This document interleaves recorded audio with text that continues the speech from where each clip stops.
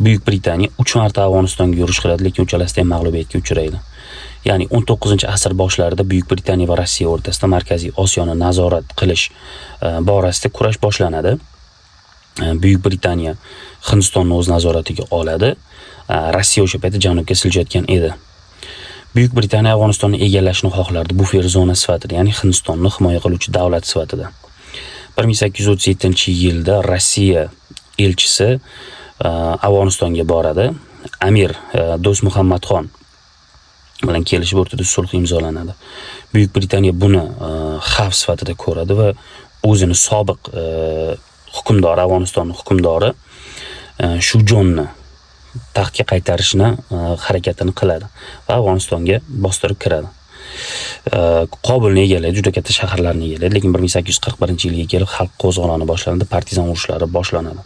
1842-yil 16-yanvarga kelib Britaniyaning 16 minglik qo'shini Jalolobodga sharqqa qochib chekinayotgan paytida deyarli to'liq yo'q qilinadi. Natijada Buyuk Britaniya biladi Afg'onistonni bevosita bosib ola olmaydi. Ikkinchi Afg'on urushi qachon boshlandi? 1878 va 1880-yillar oralig'ida boshlangan. Ya'ni Rossiya elchisi Afg'onistonga boradi, ya'ni Sherali Xonga yoniga boradi, u bilan kelishuv imzolaydi. Buyuk Britaniya o'zini elchisini qabul qilishni buyuradi. Lekin Afg'onistonni Sherali Xon qabul qilmaydi. Va bunga London, ya'ni Buyuk Britaniya yurish bilan javob beradi. Qisqa muddat ichida juda katta joylarni egallaydi, juda katta shaharlarni egallaydi. Ammo xalq qo'zg'oloni, xalq partizan urushlarining natijasida Afg'oniston mag'lubiyatga uchraydi.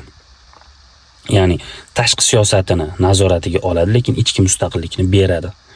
Va Sherali Xonning o'rniga Abdurahmon Xonni tayinlaydi.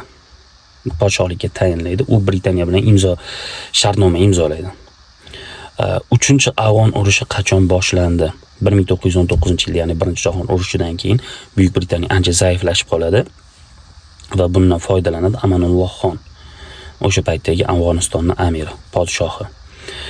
Va to'liq mustaqillikni talab qiladi va Buyuk Britaniya Hindistonga qarshi urush boshlanadi. Qisqa muddat juda katta janglar bo'ladi.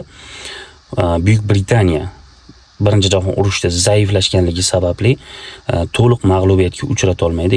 Afg'onistonning to'liq mustaqilligini qaytarib beradi.